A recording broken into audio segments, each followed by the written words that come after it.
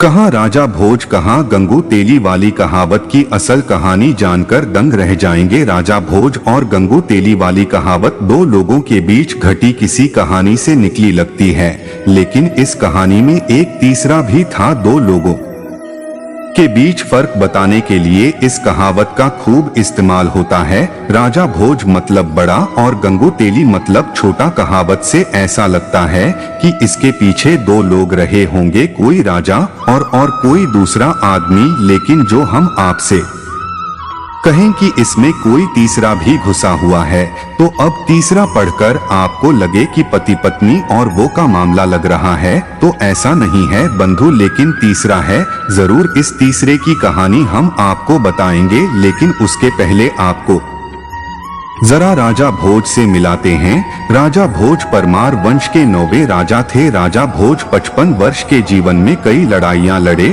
और जीते। मध्य प्रदेश का धार उनकी राजधानी हुआ करता था। इतना ही नहीं, उन्होंने मध्य प्रदेश की राजधानी भोपाल शहर को भी बसाया था। तब उस शहर को भोजपाल नगर कहा जाता था, जो वक्त के साथ पहले भोपाल और अब भोपाल के नाम से जाना जाता है।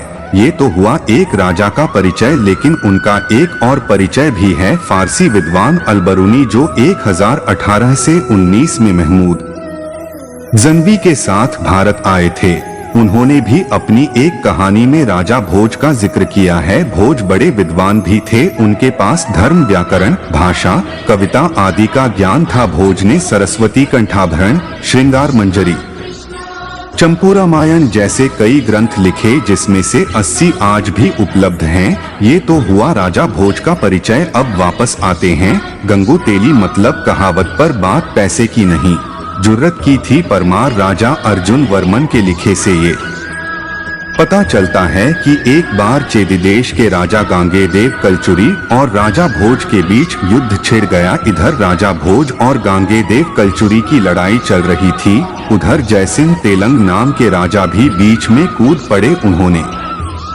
साथ दिया गांगेयदेव का, तो एक तरफ राजा भोज और दूसरी तरफ गांगेयदेव और जयसिंह तेलंग। खूब लड़ाई हुई। एक बार तो गोदावरी के तट पर राजा भोज को घेर भी लिया गया, लेकिन उसके बावजूद राजा भोज कोंकण जीतने में सफल रहे। गांगेयदेव कलचुरी और जयसिंह तेलंग की बुरी तरह से हार हुई और गांगेयदेव के राज्य का कुछ भाग राजा भोज के हिस्से आ गया। इन दोनों राजाओं को बुरी तरह से हराने के बाद कहां राजा भोज और कहां गांगेय तेलंग की कहावत लोगों के बीच काफी प्रचलित हो गई।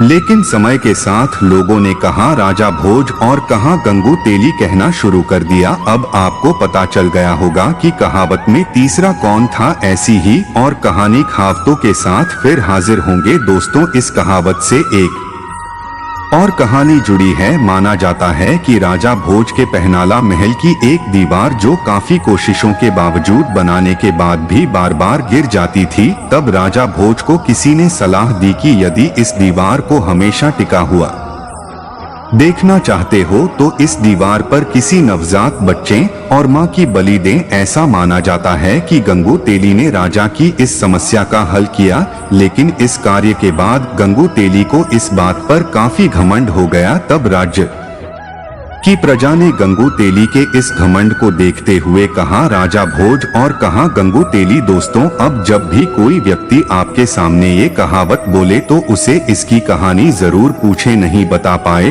तो अपना ये ज्ञान उसके सामने पेश कर देना। धन्ना जी के खेत का किस्सा। जब श्री कृष्ण बोले किसी गुरु की शरण लो, भोग लगाकर खाना, अब उनका रोज का नियम हो गया था। धन्ना जी जब गायें चराने जाते तो भोजन खेतों में जाकर ठाकुर जी के साथ ही करते। एक दिन ठाकुर जी ने धन्ना जी से कहा, तुम रोज मुझे रोटी खिलाते हो, मैं मुफ्त में रोटी नहीं खाना चाहता, इसलिए मैं तुम्हारा कोई काम कर दिया करूँगा। धन्ना जी ने कहा, मैं तो बालक हूँ, केवल गायें ही चराता हूँ, मैं आपको क्या काम बता सकता हूँ। तब ठाकुर जी ने कहा, मैं तुम्हारी गायें ही चरा दिया करूँगा। उस दिन के बाद से ठाकुर जी धन्ना जी की गायें चराने लगे। एक दिन धन्ना जी ने ठाकुर जी से पूछा, आप मुझे अपने हृदय से क्यों नहीं लगाते हैं। तब ठाकुर जी ने कहा, मैं तुम्हारे सामने प्रत्यक्ष प्रकट हो गया हूँ। लेकिन पूरी तरह से मैं तब मिलता हूँ जब कोई सद्गुरु जीव को अपना लेते हैं। अभी तक तुमने किसी गुरु की शरणागति ग्रहण नहीं की है, इसलिए मैं तुम्हें अपने हृदय से नहीं लगा सकता। तब धन्ना जी बोले, मैं तो जानता नहीं कि गुरु किसे कहते हैं, फिर मैं किसे अपना गुरु बनाऊं? ठाकुर जी बोले, काशी में जगत गुरु श्री रामानंदाचार्य मेरे ही स्वरूप में विराजमान है, तुम जाकर उनकी शरण ग्रहण करो। ठाकुर जी के कहे अनुसार धन्ना जी ने काशी जाकर श्री रामानंदाचार्य जी की शरणागति ग्रहण कर ली। उस समय धन्ना जी की आयु 15-16 वर्ष के आसपास थी। ठाकुर जी ने जब धन्ना सेठ को गले से लगाया, श्री रामानंदाचार्य जी ने धन्ना जी को अपने शिष्य के रूप में स्वीकार कर लिया और उन्हें आदेश दिया कि अब तुम अपने घर चले जाओ। धन्ना जी बोले, गुरुजी अब मैं घर नहीं जाना चाहता, तो आप मुझे घर जाने का आदेश क्यों दे रहे हैं? गुरुजी बोले, अगर तुम यहाँ रहकर भजन करोगे तो केवल तुम्हारा ही कल्याण होगा, लेकिन अगर तुम अपने घर जाकर खेती किसानी करते हुए अपने माता पिता की सेवा करते हुए भजन करोगे तो तुम्हारे साथ कई जीवों का उद्धार हो जाएगा। गुरुजी के आदेश पर धन्ना जी घर लौट आए। इसके बाद जैसे ही धन्ना जी घर पहुंचे, ठाकुर जी ने उन्हें अपने हृदय से लगा लिया। आज की वीडियो यहीं पर समाप्त होती है। वीडियो अच्छी लगी हो तो लाइक करो और चैनल को सब्सक्राइब करो और उम्मीद करेंगे सब लोग ठीक ही होंगे। मेरी तरफ से सभी लोगों को तहे दिल से धन्यवाद।